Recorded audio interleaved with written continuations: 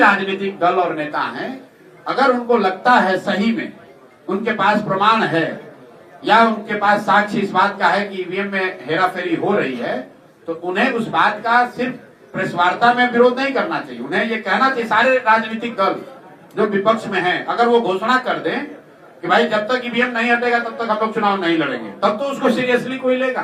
कल ईवीएम हट जाएगा, लेकिन ऐसा नहीं हो सकता है कि जब चुनाव जीते तो ईवीएम अच्छा है और जब चुनाव हार गए तो कह रहे कि ईवीएम में अब ठीक नहीं है, तब जनता भी इसको सीरियसली नहीं लेगी। जहां तक मेरा अपना व्यक्तिगत मत है, मैं ऐसा नहीं मानता हूं कि ईवीएम को बड़े पैमाने पर हैक किया जा सकता है, ऐसा मैं नहीं मानता हूं। ईवीएम बदला जा सकता है, पहले जैसे बक्सा बदलता था वैसे आप ईवीएम बदल सकते हैं। वोटर लिस्ट में हेराफेरी हो रही है, वो सही बात है, हेराफेरी हो रही है। चुनाव आयोग भाजपा या केंद्र की सरकार की मदद करता है, तो हम लोग आज से नहीं 4 बरस 5 बरस पहले से कह रहे हैं। शेड्यूलिंग में मदद करता है, वोटर लिस्ट में मदद करता है, उनके प्रचार प्रसार में मदद करता है। एक शब्द आप बोल दीजिएगा, आप पर आचार संहिता लागू हो जाएगा, मोदी जी अमित शाह कुछ भी बोलकर चले जाए, उन पर कोई कार्रवाई नहीं होगी। तो मदद करने के लिए और कई तरीके हैं। ईवीएम हैक होना मुझे नहीं लगता है कि पूरे देश में ये संभव है। 10 लाख बूथ है और हर बूथ पर कम से कम 5 से 7 लोग हैं, उसमें पक्ष विपक्ष हर तरह के लोग हैं। ईवीएम अगर हैक होगा तो कहीं ना कहीं बात बाहर आ जाएगी।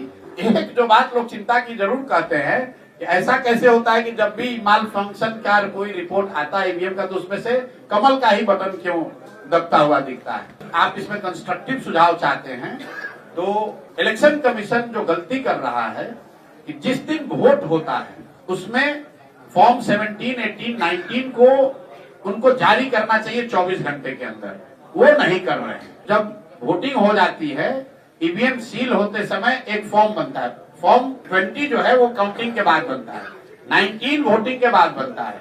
तो जब 19 आप जारी नहीं कर रहे हैं तो शाम में बताता है कि 56% वोट हुआ और काउंटिंग हो रहा है 62% का। वो विषय है। अगर फॉर्म 19 आप जारी कर देंगे, बता देंगे कि भाई वोट पोल कितना हुआ, काउंटिंग उतनी ही होनी चाहिए। नियम ये है, कानून में लिखा ये है कि फॉर्म 19 पहले से जो पोलिंग एजेंट है उसको मिलता है ईवीएम खुलने से पहले, और ईवीएम में उतना ही वोट काउंट होना चाहिए जितना फॉर्म 19 में लिखा है। लेकिन पिछले कई वर्षों से इलेक्शन कमीशन फॉर्म 19 को अपलोड ही नहीं कर रहा है, वो चिंता का विषय है। हैक करना, मुझे ऐसा नहीं लगता है कि कोई ईवीएम को हैक कर सकता है।